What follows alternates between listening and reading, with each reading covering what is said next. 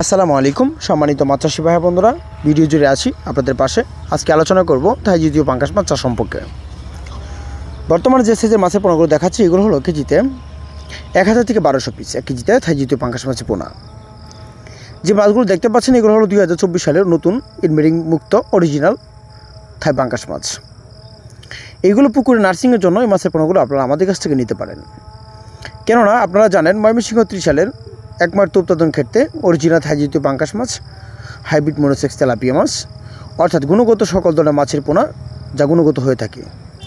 তার কারণ হলো ময়মনসিংহ 30 সালে অরিজিনাল থাই জাতীয় পাঙ্গাস মাছের বুট কোয়ালিটি অর্থাৎ মা কোয়ালিটি যেগুলো থেকে ডিম উৎপাদন করা হয়, প্রতি পিস মাছের ওজন আমি যদি গড়ে হিসাব করি তাহলে 4 কেজি থেকে 4.5 কেজি নিম্নে ছোটোর ভিতরে, আর তার থেকে বড় 7 কেজি অর্থাৎ 7.5 কেজি 8 কেজি এর ওজনের বুট মাছ রয়েছে।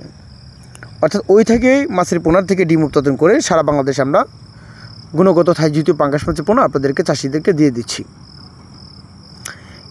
এইগুলোর যদি আপনারা নার্সিং করেন, সর্বোচ্চ দেখা যাচ্ছে নার্সিংয়ের ক্ষেত্রে পুকুরে ভিন্নতা হিসাবে করে চাষ করতে পারেন। আর যারা আপনারা আমাদের কাছ থেকে নিতে পারেন।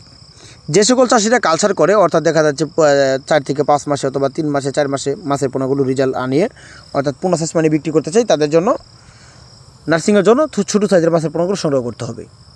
আর যারা কালচার করবেন তারাও নার্সিং করে পুকুরে কালচার করতে পারেন, কেননা এই মাছের পোনার ভিতরে দ্রুতভাবে মাছের পোনা বর্ধনশীল, এমনকি মাছের পোনা দ্রুত বেড়ে যায়।